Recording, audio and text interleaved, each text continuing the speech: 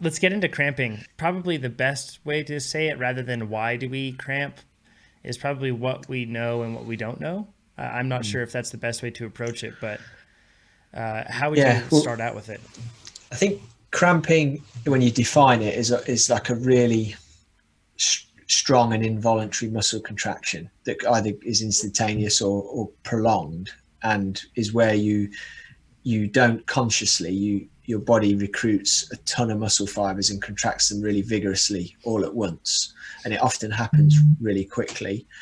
Times when it occurs are probably, if we talk about cramps in sports as opposed to cramps that people, because people get cramps at night in bed and they get Mm-hmm. cramps in weird reasons. But if we talk about them in sports, they often happen when people are getting tired, or when they're overworking muscles, or maybe when they're putting muscles through ranges of motion that they're not used to. So the one I've talked about before for myself is when I used to do a lot of training on a normal road bike setup, and then the first few sessions when you go back into a low profile position on a time trial bike, because it sounds stupid, and I look back at it and it was stupid, but as a triathlete 20 years ago, you would do a lot of your training, loads of your training would be on a road bike, because that's how road cyclists trained. And then you'd kind of only get on your low profile bike for time trialing stuff quite close to the season, because whereas now you see a lot of the top guys, ride very specifically in a low position, because I would find that would cause cramps in my hip flexors when you go Mm-hmm. lower. And that was definitely like a muscular or a neural thing, where you ask your body to do something it's not conditioned for. And so we don't really understand why, but it's something to do with the neural feedback, and it causes the muscles to cramp.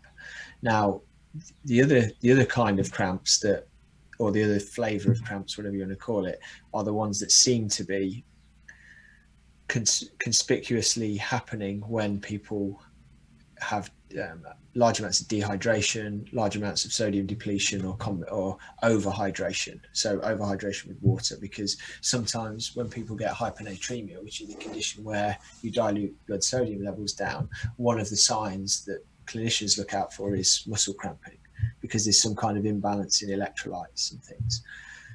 And one of the big reasons why cramping is a controversial topic is there's definitely no one set way that it comes on.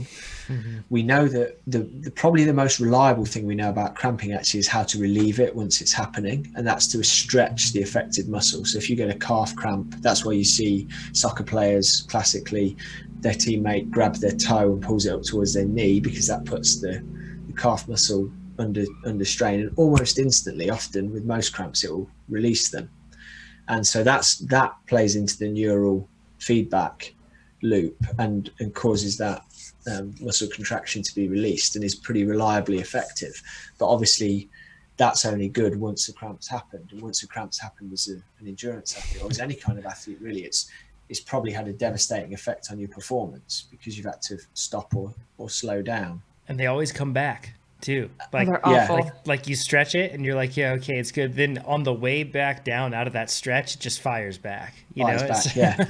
And then you it's can the get in worst. these horrible situations. I've had it where hamstring cramps like crazy, or quad cramps. So you're stretching your quad muscle, and then bang, the hamstring goes, Yep. and then you've got to stretch Yes. the other way, and it's just like, oh, it's so Yes. painful. And You're the stuck. thing about cramps is, like, you can really hurt your muscles with a cramp.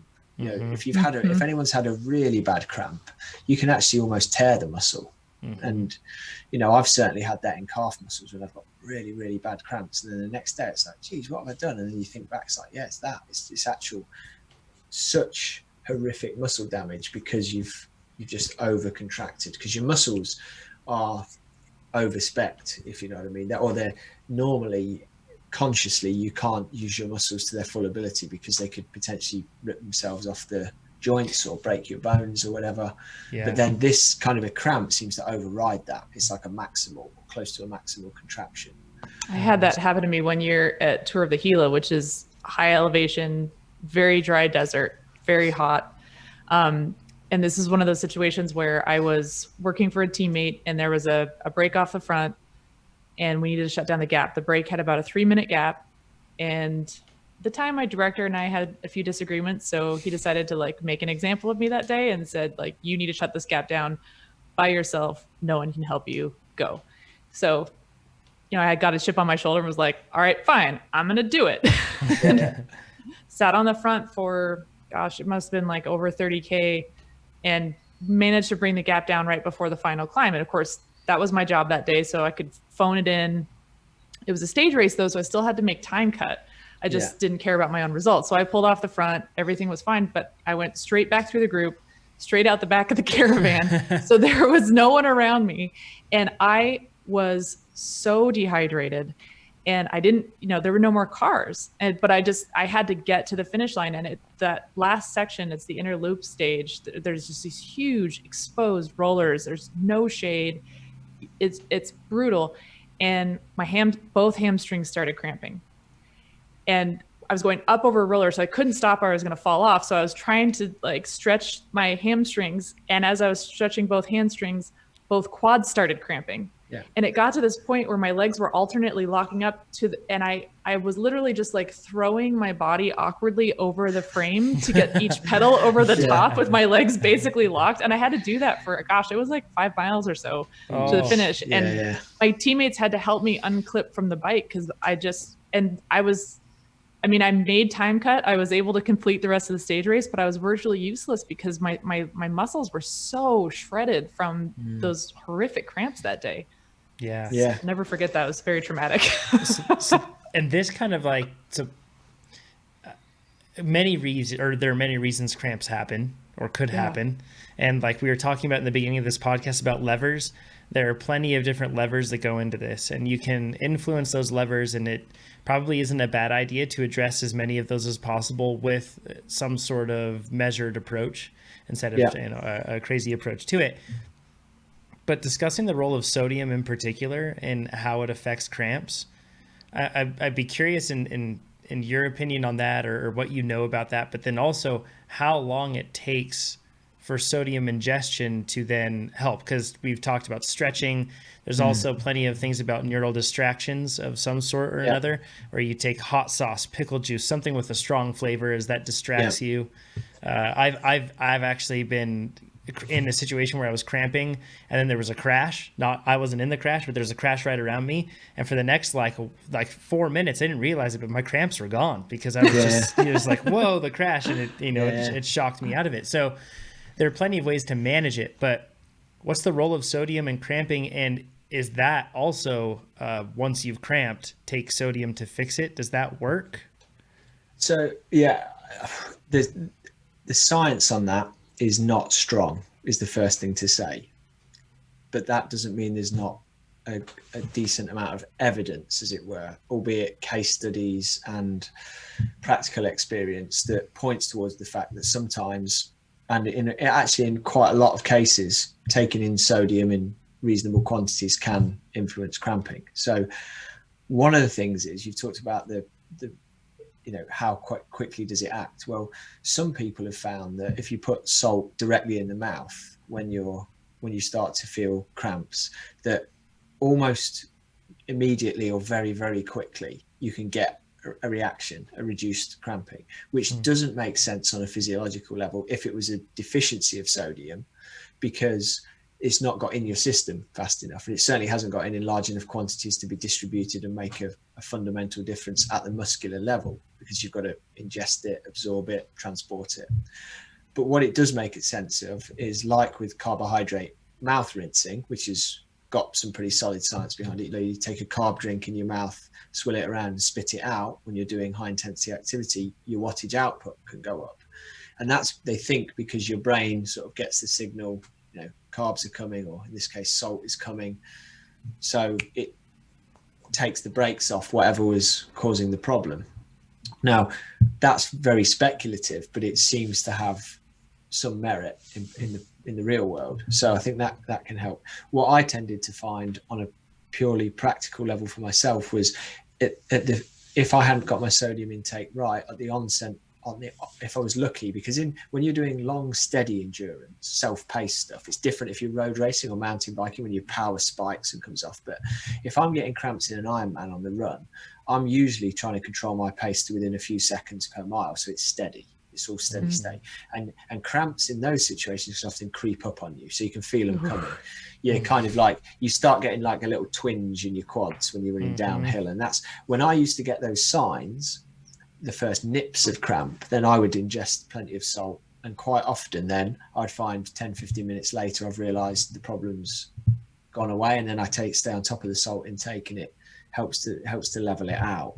So I think it's different though if your cramps come on when you've done something mega explosive, and maybe the component of excessive force and really high muscular contraction rates in a state of fatigue are maybe playing into it more. Maybe sodium's going to be less impactful for that. Yeah, and let's be honest, when I was cramping, I was putting out a lot of torque, you guys. Like exactly, yeah. Sorry. Just want to be clear about that. Yeah. But I mean, as another silly example, the last time I got real bad cramps was not that long ago, and it was in where was I? I was at baseball spring training, which was the last time I was in the US at the end of February, and I'd traveled a lot, lots of long haul flight and another flight. I'd got in a swimming pool just to have an easy stretch out swim, and I thought I was a bit dehydrated from the flying and adjusting to a hot, warm environment. Probably at an odd time of day, so it was probably like 3 a.m. in my body clock or something like that, because I've not adjusted to the time zone. So a lot of factors stacked against it. Went for an easy swim, could feel that I was getting a few nips of cramp, and thought I'm going to have to get out soon because this is not going to end well.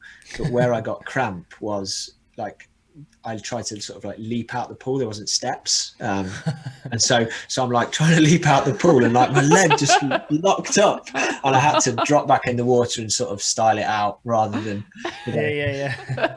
try and then hotch out of the pool sideways, because, and for me, there's a very strong rationale there for the fact that a huge part of that for me was like, I'm just dehydrated. Like there's there's so much you can do to mitigate it. When you've flown halfway across the world, been in a hot environment, drunk a bit too much coffee because you're trying to stay awake, or you've just done a load of bad things like that.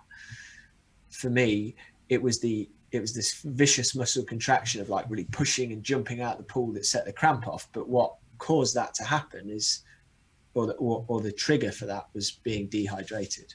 Or being seriously, low on fluids and salts. And so, everyone's got their own, you talk to athletes, everyone's got their own cramping stories. And some of them, I always say to athletes, if you've got the kind of classic dehydration cramps, are the ones that happen relatively frequently in hotter or more humid conditions. They happen relatively later on in events, and they happen when you put in big efforts, or even they happen after those events, like in the evening or at night and that sort of thing. You've got a pretty strong case for trying sodium and fluid as a protocol to get on top of them. If you're a 200-meter track sprinter who's getting cramps out of the blocks and that kind of thing, it's probably got way more to do with mechanics and the neural system or other factors that yet to be discovered, as opposed to it being dehydration. Because unless you're doing something really, really wrong in your day-to-day diet, then you're not dehydrated or anywhere near it at that point in time. If you're an athlete, go ahead, Emma. I was just going to say, just to step back, when we're talking about the science in this area not being strong, it's just that there's no clear conclusion about, no definitive conclusion about what exactly it is that causes cramping. Like we don't have a mechanistic, conclusive, this is what it is. We don't have that. And also where people have tried to measure things in the lab, so they've measured, say, blood sodium levels in people that are getting cramps, or tried to, it's really hard actually ethically and also from a practical point of view to recreate cramps in people. You can't. I do not want to be a part of that study. No, because maybe when because a lot of cramps happen when we're racing, although we occasionally get them when we're training. A lot of people mainly experience them for the first time when they're putting in a really hard effort in a race. And I'm sure there's a huge psychological component to that, because that's when you're digging deeper and pushing harder and asking your muscles to do harder and harder things. You know, that's always tricky. And traumatic, because by that point you've invested so much to be there, and then to feel like this thing is happening and you can't even control it. You can't do anything about it. You can't do anything about it. It's emotionally traumatic. Yeah, and so trying to recreate that scenario in a lab to get people to, because then what you've got to do ideally is you want to be able to reliably recreate it, change some variables, and then remeasure it. So there was an interesting study a couple of years ago which took this and did a clever thing, and they found a way to give people reliable cramps. Now what they did was they put electrodes on your feet, or the calf muscles on your feet, and they found a way to contract the muscles. I think it was the plantar fascia. I'd have to go back and read the paper, but they basically got people to cramp in either their calf or their foot, and they could do it reasonably reliably with a group of people. And these were people who'd self-identified as frequent exercise-induced muscle cramp victims, basically. Now what they then did was they gave them different drinks, and they randomized and blinded the study, I think. So they gave them sweetened drinks that either did or didn't have significant amounts of sodium in or not, and then they put these electrodes on and they ramped up the current and measured the threshold frequency at which cramping started. And what they found was that across the group, it wasn't the case for every single individual, but across the group, the average threshold for muscle cramping was increased when people had taken the high sodium drinks and decreased when they'd taken the placebo.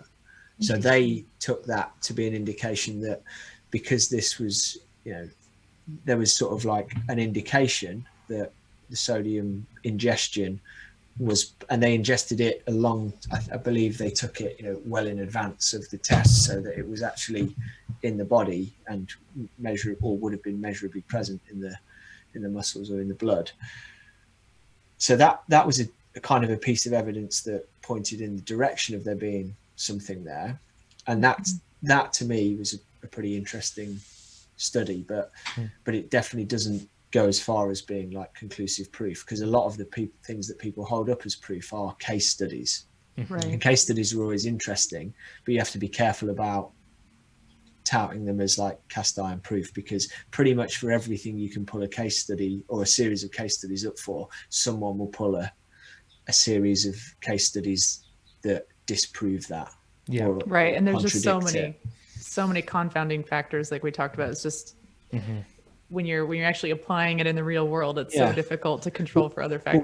When you get cramps, quite often you're also glycogen depleted, you're also fatigued, you're also all of these other things, and so you can't reliably control for those other factors and then just do this. There is a guy in Australia who's doing a really interesting study on sodium replenishment and exercise in 5-hour trials in a heat chamber, which has never really been done before, because trying to recruit people to run for 5 hours in a heat chamber and on multiple occasions with different interventions is really, really tough. So it's a guy called Dr. Alan McCubbin, who's really, really actively researching sodium ingestion and performance. And he's not looking at it from a cramping point of view, but I've been meaning to ask him actually whether cramping is one of the endpoints that they would look at, because I'd be really interested in that, because you would imagine that if people are cramp prone, they're more likely to get cramps in that scenario than in many other lab studids.